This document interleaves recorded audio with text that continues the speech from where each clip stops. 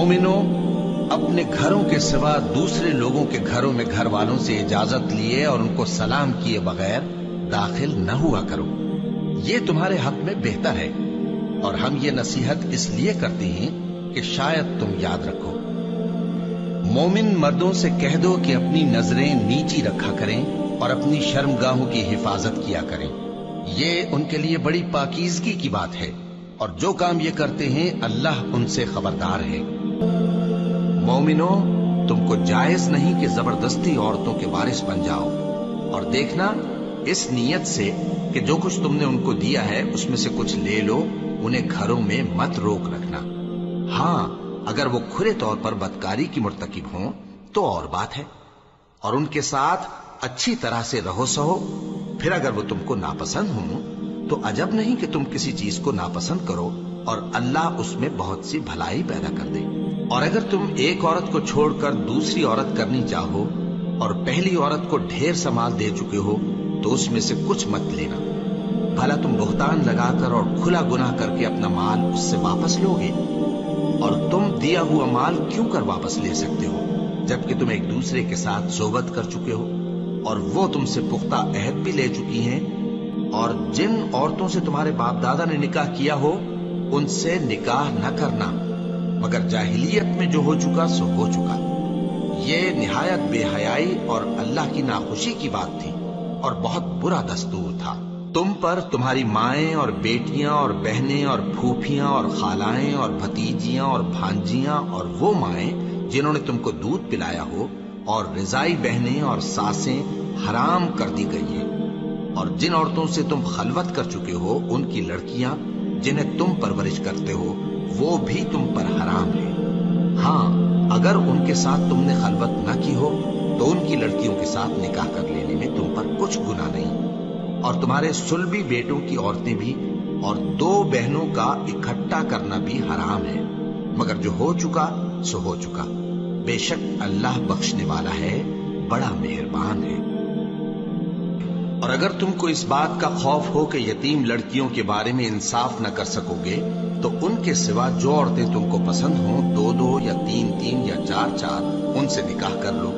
और अगर इस बात का अंदेशा हो कि कई औरतों से इंसाफ न कर सकोगे तो एक ही औरत से निकाह करो या बांदी से ताल्लुक रखो जिसके तुम मालिक हो। इस तरह तुम बेइंसाफी से बच जाओगे। और औरतों को उनके मेहर खुशी से दे दिया करो। हाँ, अगर वो अपनी खुशी से उसमें से कुछ तुमको छोड़ दें तो उसे मजे से खा लो। और जिन औरतों की निस्बत तुम्हें मालूम हो कि सरकशी और बदखुई करने लगी हैं तो पहले उनको ज़बानी समझाओ।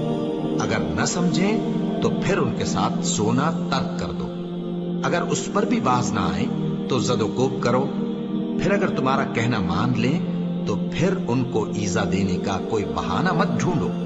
बेशक अल्लाह बहुत ऊंचा है, बड़ा है।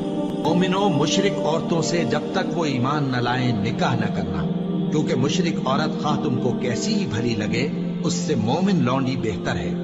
और इसी तरह मुशरिक मर्द जब तक ईमान न लाएं मोमिन औरतों को उनकी ज़ौजियत में न देना, क्योंकि मुशरिक मर्द से खा वो तुमको कैसा ही भला लगे मोमिन गुलाम बेहतर है।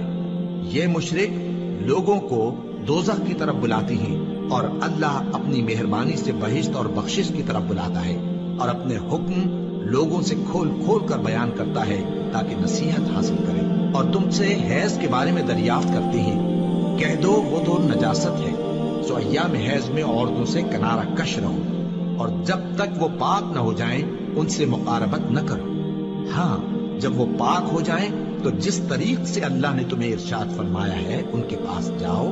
कुछ शक नहीं कि अल्लाह तौबा करने वालों और पाक साफ रहने वालों को दोस्त रखता है। तुम्हारी औरतें तुम्हारी खेती हैं, तो अपनी खेती में जिस तरह चाहो जाओ और अपने लिए नेक अमल आगे भेजो। रोजों की रातों में तुम्हारे लिए अपनी औरतों के पास जाना जायज कर दिया गया है। वो तुम्हारी पोशाक हैं और तुम उनकी पोशाक हो। अल्लाह को मालूम है कि तुम उनके पास जाने से अपने हक में खयानत करते थे, सो उसने तुम पर मेहरबानी की और तुम्हारी हरकत से दरगुजर फरमाई। तो अब तुमको इख्तियार है कि उनसे मुबाशरत करो।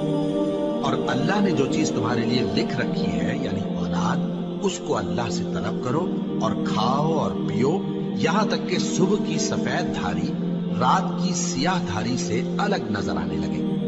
پھر روزہ رکھ کر رات تک پورا کرو، اور جب تم مسجدوں میں اعتکاف بیٹھتے ہو تو ان سے مباشرت نہ کرو. یہ اللہ کی حدیں ہیں، ان کے پاس نہ جانا.